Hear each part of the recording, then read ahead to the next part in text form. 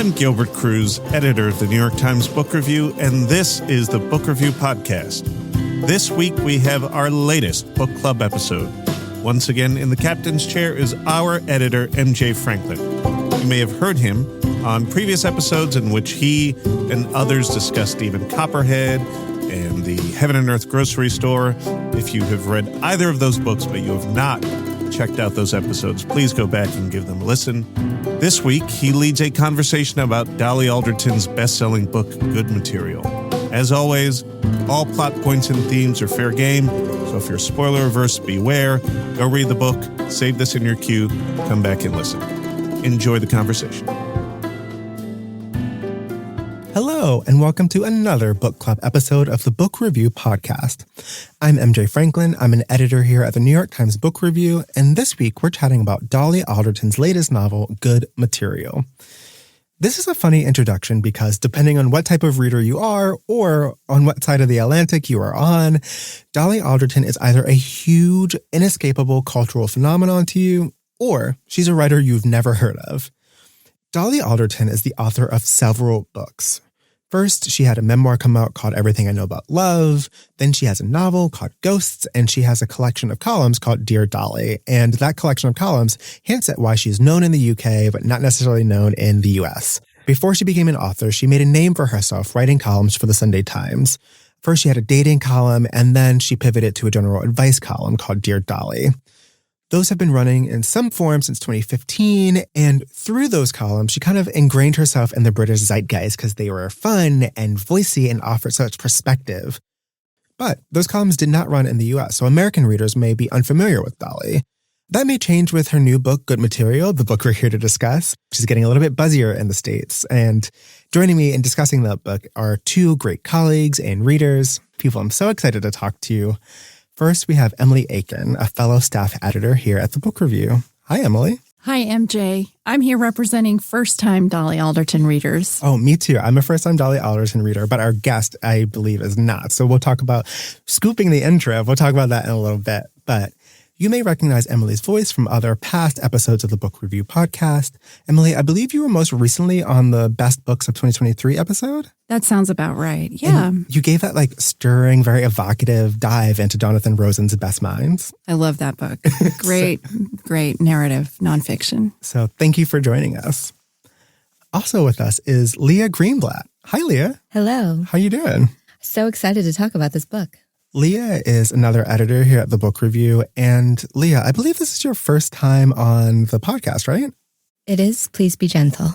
Always, always. We're amongst friends. We're talking about books amongst friends. Leah is a great reader. I'm always excited to talk with her about books. But also, Leah, you lived in London for a little bit, so you know Dolly Alderton. You have a transatlantic understanding of Dolly Alderton. Yes, I am so international. No, I was working out of London the summer of 2018 when Everything I Know About Love was out, and Dolly was everywhere. And that was my introduction to her, was a deep immersion in Dolly. So you are an expert, and I'm going to ask an anxiety question to you, which is, was my setup of Dolly correct? Any notes, any addendums? Tell me more. It was very correct. I would say for an American audience that she falls maybe somewhere between a Candace Bushnell and maybe a Sloane Crosley, if that makes sense. Okay. Generationally, she's younger than both. Okay. But it's that mix of pop culture relevancy and a little bit elevated, I would say, and a very strong voice, a female voice, a voice that confides a lot personally, and that's what's endeared her. Got it. She also is this blonde glamazon who's very telegenic, and you would see her face everywhere. She has this tumble of curls, and she has a great sort of persona for stuff like this. Perfect. And also, I feel very relieved that I was not totally off base with that intro. I thought it was great. I learned a lot. Phew. Thank you. And she has a busy resume. It's a lot to get to. True. But we're not talking about her entire resume. We are talking about specifically the book, Good Material.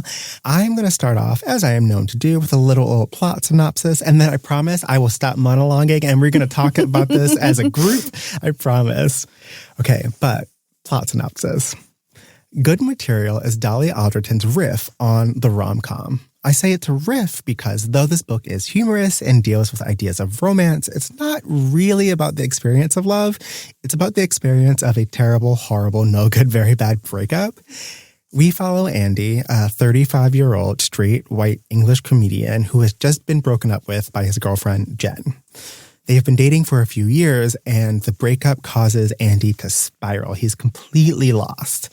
That's for a few reasons. First, he doesn't know why Jen broke up with him. She broke up pretty unexpectedly after a Paris trip, and he's wondering what went wrong. Next, because he and Jen were living together, he has to find a new place to live, and his chaotic housing hunt leads him to live with a 78-year-old conspiracy theorist named Morris, who happens to be obsessed with Julian Assange. I'm looking at across the room, and Emily and Leah are like quietly laughing, which I think tells you the tone of this book. And I think overall, Andy feels like his life is stalling. Through Andy and his spiral, we explore the highs of romance and the low lows of breakups, and we also dive into existential questions like, how do you understand your life as you approach middle age?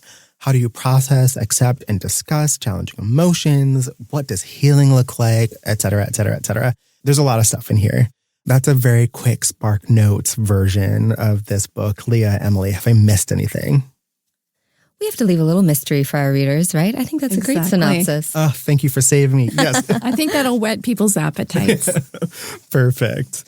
Well, I'm hoping what it will also whet their appetites are just our general thoughts about this book, which is where I'm going to start. I'm going to start big picture, temperature check. How do you feel about this book? Like it, love it, obsessed with it, things you're still thinking through? I'm going to start with you first, Emily. All right, let me tell you how I came to this book. I had just finished reading a 600-page, very important, but extremely bleak history of U.S. foreign policy in Latin America, and I needed something. I needed to laugh. I needed something not quite escapist. I wanted a literary experience, but I wanted a comic novel. And Good Material was recommended by a colleague. And I thought, not knowing anything about Dolly Alderton. And I got a few pages in, and the protagonist was a man. He'd been dumped.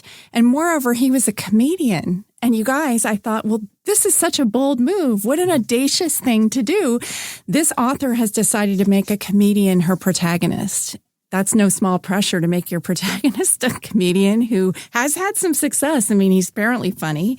And the book is funny, is to make him the straight man in a way. I mean, he's been bruised, he's miserable, he's suffering, and he's surrounded by some crazy people. Truly. Morris. So I want to ask, so that's, you first were like interested and tuned into the fact that you have a comedian, but like overall, how did you feel about this book? You were looking for something funny. Did it satisfy that itch? Tell me your thoughts about this book. By page 40, I was laughing out loud. So one of the things that Andy does is he's wallowing miserably. He moves back in with his mother. I mean, nothing is more humiliating for a 35-year-old man, except maybe the balding patch on his head. But he takes photos of. He has this folder on his camera roll of just some bald photos as he anxiously takes.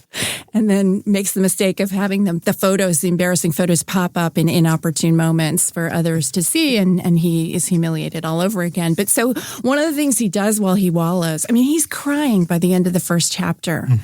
And you're crying with him. I mean, you're very moved by him. He's a very appealing guy. He relives, of course, the story of his relationship with Jen. And one of the things you learn early on is that Andy and Jen were best friends with a couple, Avi and Jane. And together they did all these things. And for Andy, this was bliss. And at one point, this is when I remember first laughing out loud. He said, the four of us together, it wasn't a coup de foudre, but a groupe de foudre. And I thought that was hilarious. It's just a little wordplay, but she does Emily loves a French pun. Truly. It's true. I do have a weakness for French puns, and I was totally in. What about you, Leah? How did you feel about this book? Give me your temperature check, your top level thoughts. I think, well, having read Dolly before, I came in expecting more of the same in a good way. What does that mean? Tell me, had you read her fiction, her columns? I had read both. And in fact, the place that I was staying in London just happened to have a copy on the shelf. And that's why I had read her first collection that was very personal and very much about, so I know a little bit more about her background and where she's coming from as a human, when obviously she's writing in this book about someone very far removed from herself, at least gender-wise, it's a man. But it's interesting. not to bring in another pop culture monster that you can't avoid in this conversation, but this Taylor Swift record that just came out. Yeah, we were recording the weekend after the Tortured Poets department. Maybe you've heard of it. Maybe you're familiar. Taylor Swift has a line on the record that says, "All my friends smell like weed or little babies." And Taylor Swift, I think, is 34 years old. Andy's, the character in this book, is 35.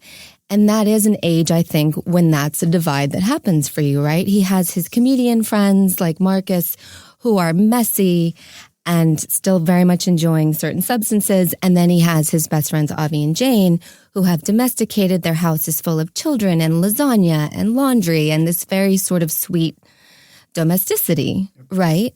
And I think what Andy realizes is he doesn't want to be the weed guy. He wants to be the little babies guy, right? Except that he feels completely abandoned suddenly in this relationship, and that kind of spirals him into a crisis about his entire life, his professional life, his friendships.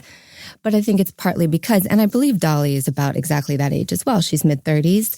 It's a very sort of pivotal point for a lot of people. And I think Dolly, as a writer, has taken us on this journey with her since her 20s, if you've read her.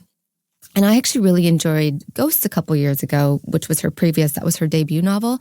And I've recommended it to a lot of people going through breakups because I think she captures really well the obsessiveness of a breakup, the loops you get into in your head, the sort of replays that you do, the sliding doors of what if I had done this and what if I had made this choice, and also just the insane second guessing of emotional motivations and all those things where you just can't get out of your own head. Yeah, that's what I really loved about this book personally, is just like the way she captures just that like internal questioning and searching.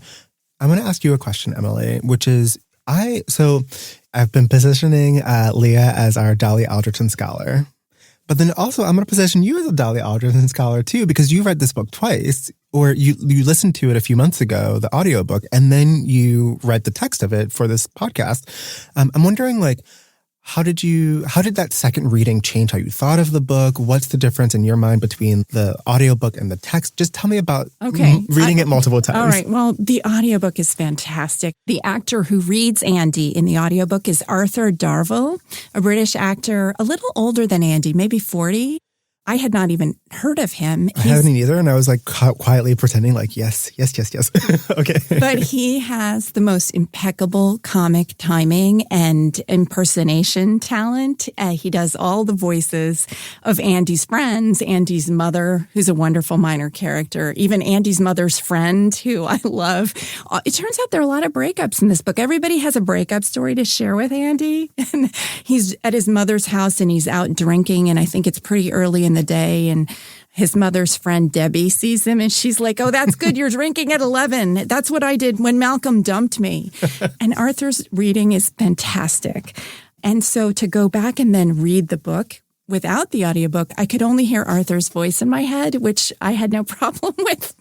That's good, because I feel like sometimes you hear an author's voice in your, or a reader's voice in your head, and you're like, it's distracting. So to have a reader, you're like, I loved it. It enhanced it, and I can't get it away from me in a good way. I love that. Can we ask our host here, MJ, what was your first take on the book? And had you heard of her at all?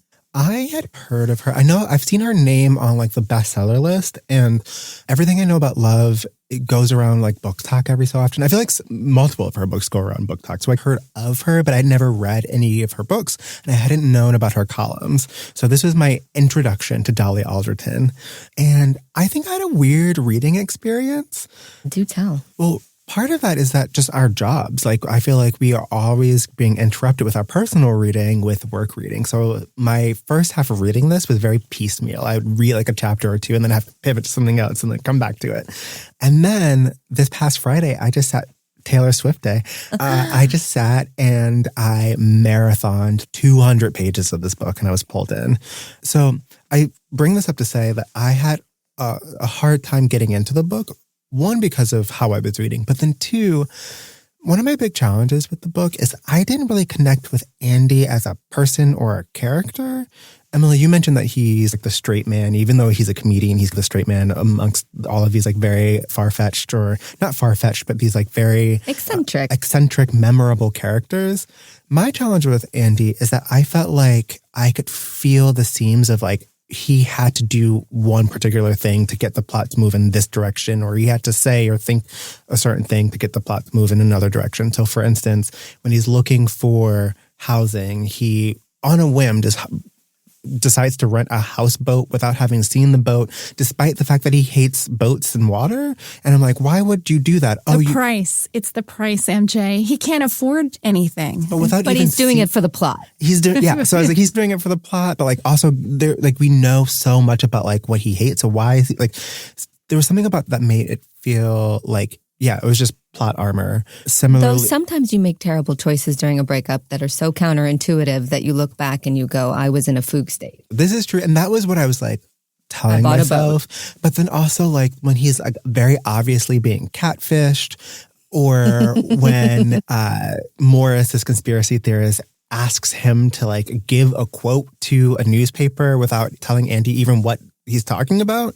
And I was like, Andy's a comedian obsessed with his external image. I feel like he would not be making these types of life career choices based off of what I know about him. So this is all to say, I felt like there was like a little bit of a character incoherence to him that was necessitated because of the plot to get him to these big moments about relationships. He felt like a doll being positioned on a stage to get to these particular points. Dolly made a doll. Oh my gosh, she did. But what got to me, though, is all of those points were brilliant.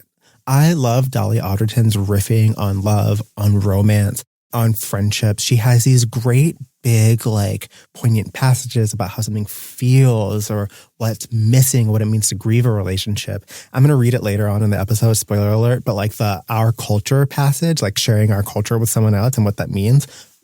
I was so moved by it. I was like drawing hearts in my margins and all of that stuff. And that is the part that I really connected with. I loved Dolly Alderton's meditation on relationships. I want to go back to what you just said about how some of the episodes in the novel felt like they were there for the purposes only of plot, and there was a kind of plausibility problem for you. And I guess I'm gullible.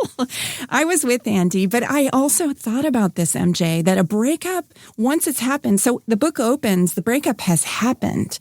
That's a situation, not a premise. I mean, the plot is a brokenhearted man. I mean, that's not much of a plot.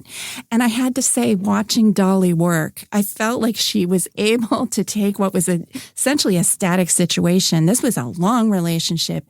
This man is not getting over it in a matter of days. The whole book unfolds in 6 months. He's heartbroken the entire time, and actually give the plot forward momentum.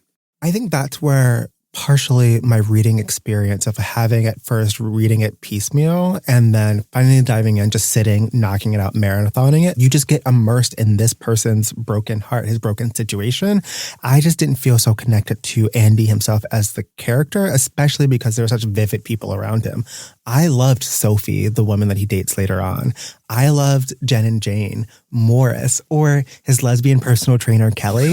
These characters... Also in a bad breakup. These characters are so vibrant, but then because I don't think that they had the weight and onus of moving the plot forward as much, I felt like I could just be with them a little bit more. But that's just me. I don't know. No, I think you're right. I think Andy is an everyman. I think it's interesting what you say about plot, too, because a lot of people have compared Dolly to Nick Hornby and to High Fidelity, which High Fidelity has this almost like hero's quest, right? Or an anti-hero's quest where he has to go back and go to all these exes and figure out what went wrong. And this is, in some ways, I think this book is an autopsy of one relationship, right? The body's not quite cold when the book opens and he's trying to figure out what went wrong. But you also realize he's not going to dig that deep because he's not completely ready for self-examination. So a lot of his blame is external to start with. And that's why it starts with a list of all the things that Jen, his ex, did badly or things that he didn't love about her. And obviously that's him trying to convince himself that his heart isn't broken and that there were flaws in her that, of course, made it worth ending this relationship, even though it wasn't his choice. Yeah, I love that autopsy metaphor because that also feels like a metaphor of what we're doing here. I mean, this book is very vibrant and alive. The relationship has ended. This book is still flourishing. But I love this idea that we're diving in. And we're going to dive in some more. But before we get to specifics and kind of jump further, and I think we should take a quick break. We'll be right back.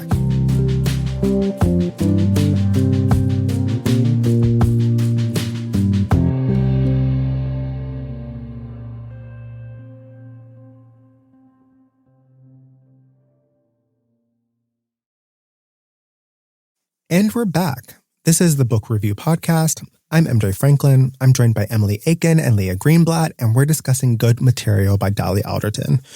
We just spoke about our general thoughts, our feelings about this book, big picture, and now we're going to dive into specifics of the book. I mean, we were talking about some specifics before, but now we're really going to get into it.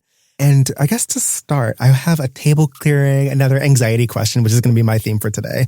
But my question is, how do you situate that in the rom-com oeuvre? I hope I'm saying that word correctly. I'm wondering how you make sense of it, what you connect this book to, what lineage do you find this book to be situated in? Well, I don't know if you want to hear my answer because I wanted to pick up on Nick Hornby because this High Fidelity was a breakup novel published in 1995, I think. And Bridget Jones' Diary was 1996. And I feel that I think Dolly Alderton is very self-consciously a descendant of those writers. I think she has, as MJ told us, she has a dating column in Britain. I think Helen Fielding had a similar column. And here we are 30 years later. I just think I would love to hear what you guys think about how she's updating the tropes of the kind of breakup novel for a reader in 2024. Well, I think one thing that does play into this novel well is social media, cell phones, all those things. There are several plot points that revolve around the catfishing that we spoke of when he's dating this younger girl, Sophie, who's, I think, meant to represent Gen Z very specifically. She thinks a lot of things that Andy does, she'll say cringe, right? And she lives online. He can't understand her Instagram because it's so esoteric. They're like random blurry nude selfies, but paired with the most random captions. Right. And as a millennial, he would be posting pictures of avocado toast or whatever would be the cliche for that. And wow, so drag him. But he feels completely disconnected, and that makes him feel out of touch and lost. And I don't want to spoil too much, but it doesn't last with Sophie. And he ends up actually really hurting her, even though her whole affect is that she's Teflon and nothing can reach her. And he's inappropriate age-wise for her anyway, and it was never going to last. But he manages, I think, to really pierce her a little bit just because he's such a mess. He's not able. And he's just not, his heart is not available. He's still completely in love with Jen. I thought it was just fascinating how Dolly Alderton was writing about social media, about Instagram. Sophie's a girl who will sext Andy a picture of her butt in a thong, and he sees her in the nude in photographs, I think online, before he sees her naked in real life. And it's this weird place where the internet, we can be naked and vulnerable, this kind of weird pseudo-intimacy. And Andy's also always spying on Jen, his ex-girlfriend, and seeing who she's talking to based on her Instagram feeds, even what movies she's watching and what potato chips she's eating. And yet in real life, people are much more protected. So Sophie has all these defenses. She's so much more afraid of being hurt in real life. So it's just, what did you think of that, MJ? I completely agree about the very specific new ways and opportunities and approaches to humiliate yourself. But then also like through social media to obsess, to think differently about yourself, to think about the image that you're projecting and the images that you're getting in, to stumble into traps. Again, he's like checking in on Jen, which he shouldn't be doing, but is doing. And then he finds out that like Jen is doing similar things with this new guy that she starts dating that they used to do. And that's a new way of torturing yourself. That's a new way of torturing yourself. That's when the Olivia Rodrigo track came in. Deja Vu. I literally wrote that in the margins. Deja Vu by Olivia Rodrigo. Andy, I got the album for you. But also look at the spiral that he goes into with his ex's new semi-boyfriends, ex-girlfriends. He finds her tax documents or something online from her Australian business or something. The rabbit holes that you can fall down. The invasions of privacy. Yes. And yet, like, where is privacy? Where are these boundaries? And what does that tell him about Jen's relationship, whatever her new boyfriend's long ago ex-girlfriend's business dealings are? But those are the things that you go to. Those are the coping mechanisms that you can use now. And he, again, is a man without a super structured life because he's a freelance comedian. And so he has so much time to spiral. And I don't know that he would have gone to a library and used his time better if we didn't have these options. But he definitely, it enforces some of the more toxic behavior of a breakup. And that's what I loved about this novel, which is these toxic forces have always been present, always available, whether you're on social media or you're doing something else. There are all of these new ways to do these universal bad behaviors after a breakup.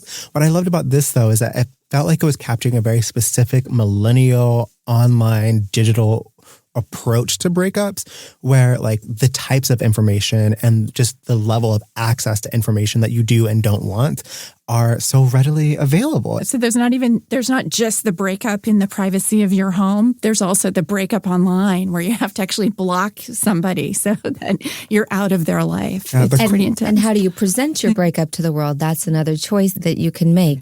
He turns out to never have a real mastery of social media. In some ways, I feel like this elderly man that he moves in with, who has this very strong parasocial relationship with Julian Assange, in some ways, he just seems like the most comfortable man in the book because he lives such an contentedly analog life with his pen pal, Julian. He's also had a breakup. Spoiler alert, you find that out like later on, like...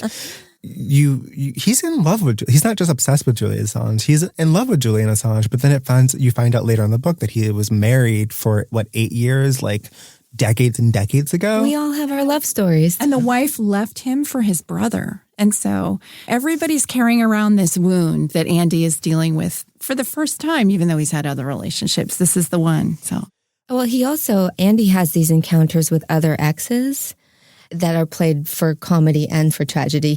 I think it's a high school girlfriend he goes for, and she's just, you must be really going through it because I barely think about us at all. She's completely moved on. And then he runs into an ex that he feels that he hurt. And he says these sort of bizarre things to her and ruins her day in a weird way, but she's really, don't worry about it. I'm fine and I haven't thought of you.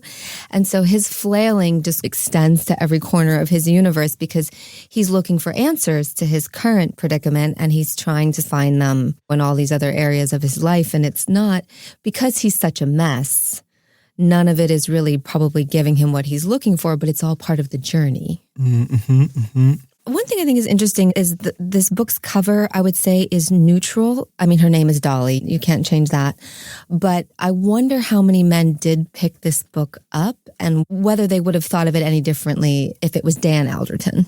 That's a great question. Since it is a male protagonist and it is, in many ways an exploration from a man's point of view. And it's so interesting that you're asking that because Nick Hornby's book, High Fidelity, people applauded and men said, this is the book that actually depicts men as they really are. This is us. If you want to understand the 90s male, read this novel.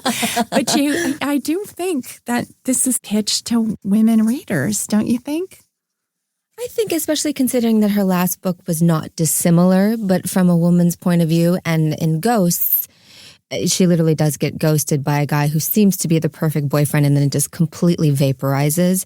And this sort of fills in the outlines of the other side of that. And it humanizes, I think, all sides. And one way that it does that really well is a little bit of a spoiler, but it brings in Jen's perspective at the end.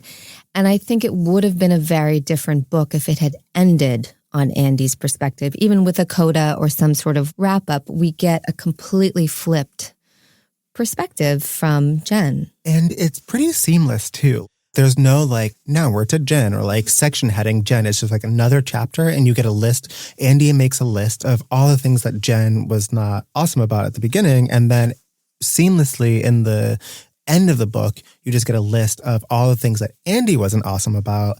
And then you get just another chapter. And then through context clues, you're oh, we're in Jen's mind now. And speaking of perspective and gender, that seamless flow is really interesting to me. I'm curious what you all thought about what her perspective offered. Tell me about being in Jen's mind. I have thoughts about this because this was actually something I did not like that much. Interesting. I did not. So in the audiobook version, Vanessa Kirby, whom you might remember from The Crown, who played Princess Margaret, the young Princess Margaret. She reads the last, what do you guys think it is, 25 pages in the novel that are from Jen's perspective, beginning with that, things I don't like about Andy, or it's actually why it's good that Andy and I broke up. I think it's a list. And then you get, in a very compressed way, her account of the breakup, why it happened, and what her thoughts are now about her life.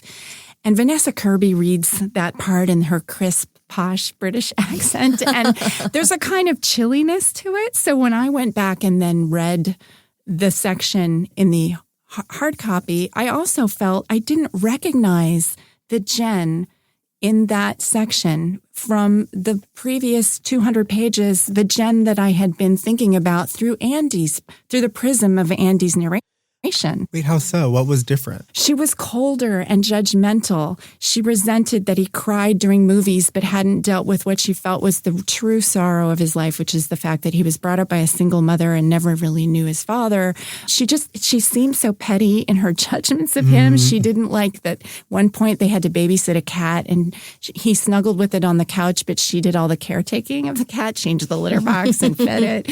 And it felt so petty after 4 years together that these were her grievances. I didn't think that the Jen that we knew through Andy was judgmental, nor that the Andy that we met wasn't deeply sensitive to other people. He seemed so kind to me. I agree, but I feel like that version, that chilly, judgmental version of Jen comes through only in that list that you do make when you're being cruel and you're trying to convince yourself of something to get over someone. Then we just get into Jen's brain, not through a list, but just following her as she's thinking about the breakup and then what she's doing. And I felt that version of Jen to be disciplined and controlled, but also in her own way, so earnest. And like her, again, so many spoilers, but spoiler alert, if you've not already left because of spoilers, another spoiler alert, it's like you find out that Jen never thought she wanted to be in a relationship. She was always so distanced.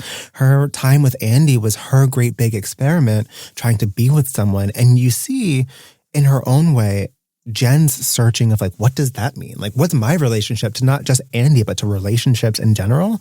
And I felt that giving her that space was so kind. I actually really liked the section of Jen, both because I like getting into Jen's mind and I liked her as a character, but then also just big picture. I love when books pivot at the end and give you the mind of the character you've been obsessing about all along, and then all in this one last cathartic burst, you get them. So that happens in Ulysses, James Joyce's Ulysses, and it happens in Hernan Diaz's Trust too. Also, spoiler alert for that book. I'm very sorry, but like it's just a narrative structure. Yeah, I love it. It's just a narrative structure that I am obsessed with. What did you think about Jen? Well, I don't want to overstate this thought that I'm about to express, but I do think it's a little bit radical that Dolly has given us a male protagonist who is obsessing about love and family and children, and then gives us a woman who ultimately is looking for something bigger with her life. Her main priorities are, what does my soul want?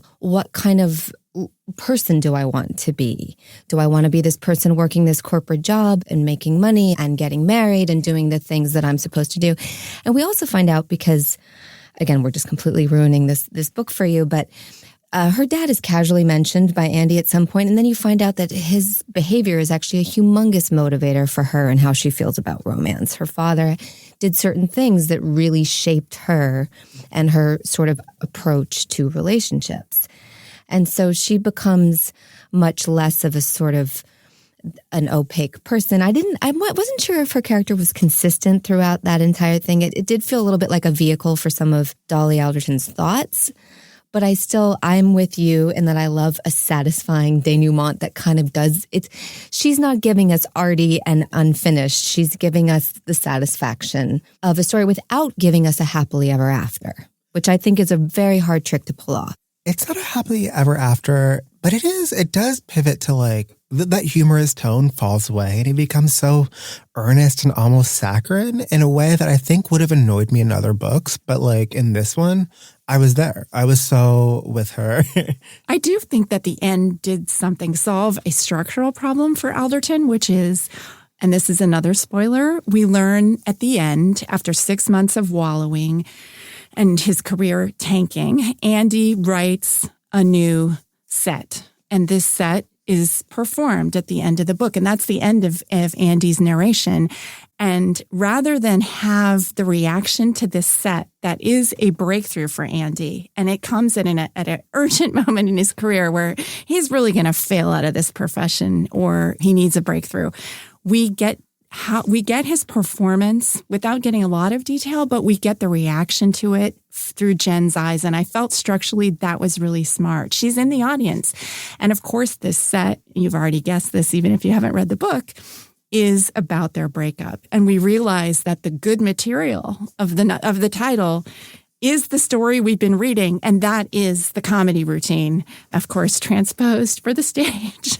Yep. And I love that, so that, in fact, Jen gives him this incredible gift professionally by breaking up with him, which is the material for his next act. And I'm spoiling everything, but well, happy people don't make good comedians. We know that. You heard it here first. But speaking of happy people, good comedians, breakups, we're going to be diving into some of our favorite breakup books in just a second. But before I pivot, I want to ask you, Emily, Leah, are there any last things you want to touch on really quickly about this book? I'll just say one more thing about the title, which I really love because I feel like it's her, and Leah, you'll correct me if I'm wrong, is that she does a lot of wordplay. Okay, readers, this is not just a conventional relationship novel. There's a lot going on at the level of the sentence, which I enjoyed. And so, of course, good material isn't just the comedian's fodder for the set, but the question of, is he good material? Is he husband material? Is he material worthy of a relationship, a marriage? And it all comes together. And I just wanted to throw that out there because I did like that. Is he worthy of a novel? True. Right? Good question.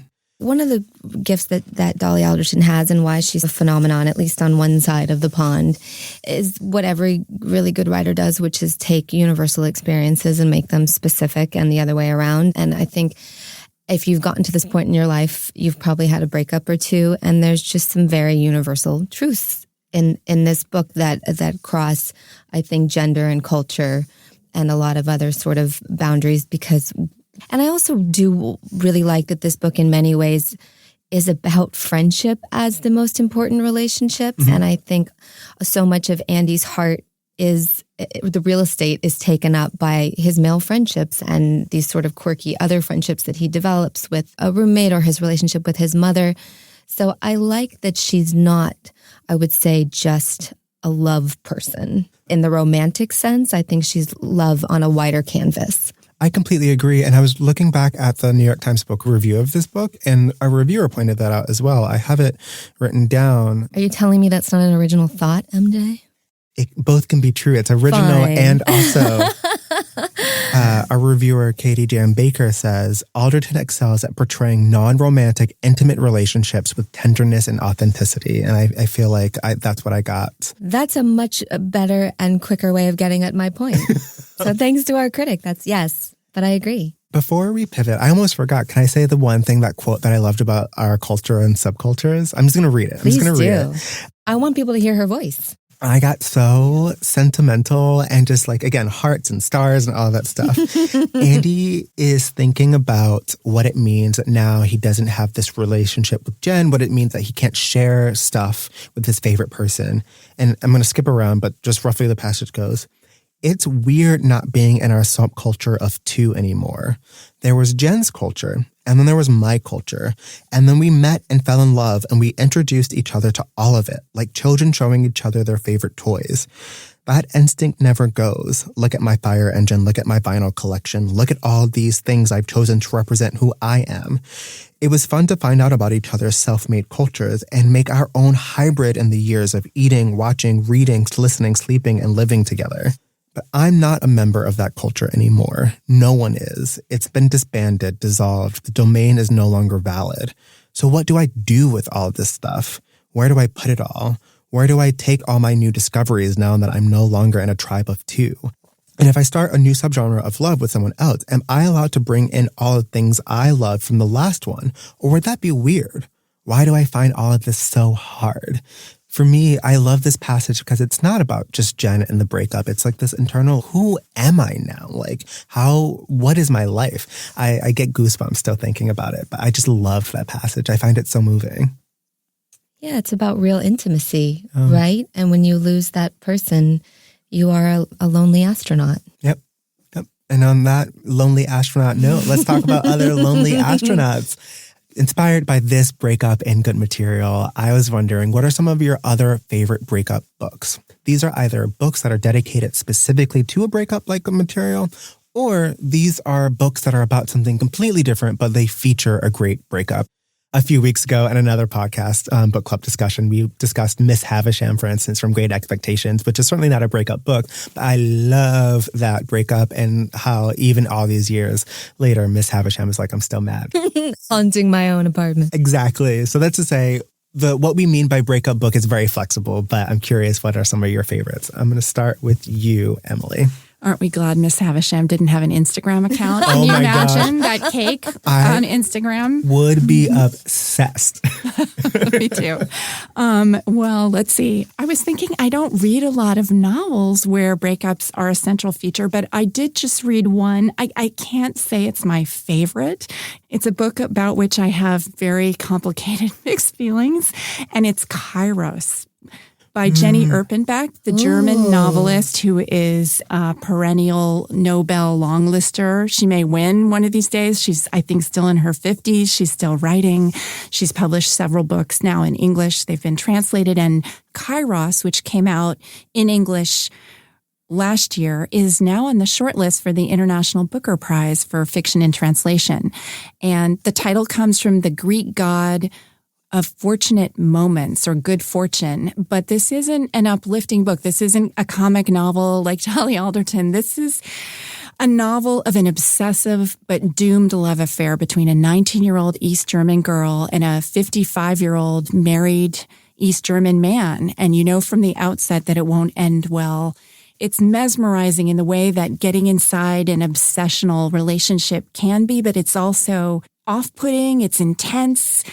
But it's also beautiful. She's a beautiful writer. Dwight Garner called it a beautiful bummer of a book in his review, and I thought that sort of summed it up. It's a lot.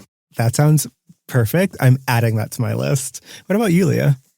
You know, I thought of a couple titles. One, a more recent book I really enjoyed was Megan Nolan, Acts of Desperation. I thought was really good. That's an Irish, I believe she's Irish writer. That was maybe about 2 years ago. She had another novel out a couple months ago. I was going to say on a different topic. Got it. Yes. But this seemed, I would say, like autofiction, and it was about a sort of obsessive love affair. Not a ton of humor, but a lot of insight into sort of the way you lose yourself in a relationship and how you claw that back. And Emily and I were also talking about this before, how in some ways I think books like Good Material are the Rodney Dangerfield of fiction. They don't really get any respect. And it actually takes so much skill to put a book like this, to capture this kind of lightness with heft to it, that sort of weird dichotomy, and heartburn, Nora Ephron to me, because I think Nora Ephron made films, right, that captured this stuff so well. And it's not until you see a bad Romcom that you realize how many ways it can go so terribly wrong.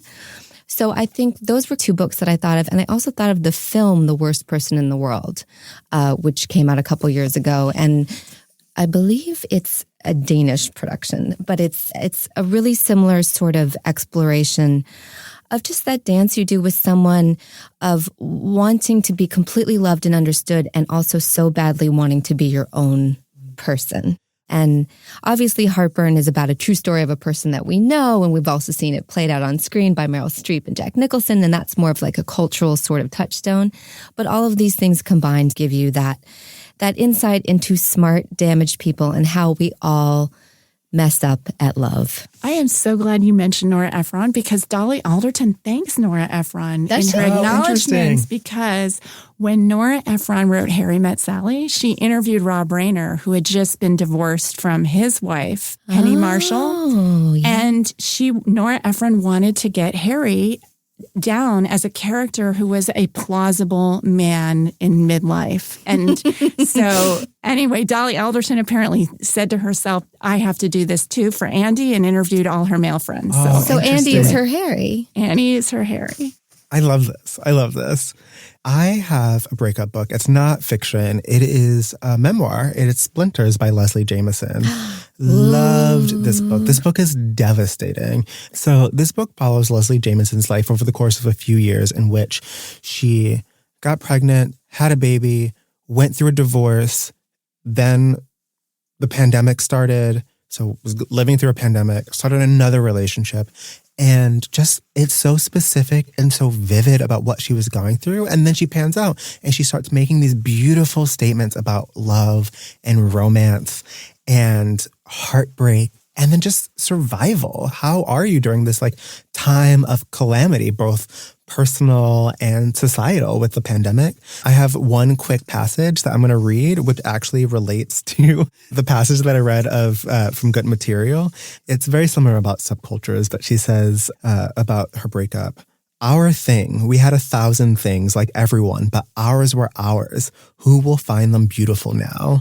And that question after a breakup, who will find them beautiful now? Oh, I'm Well, crying. her ex is writing a book, Charles Bach, so we'll see what he found beautiful. Oh my God. Good luck, Charles. Emily's Godspeed. I wish everyone the best.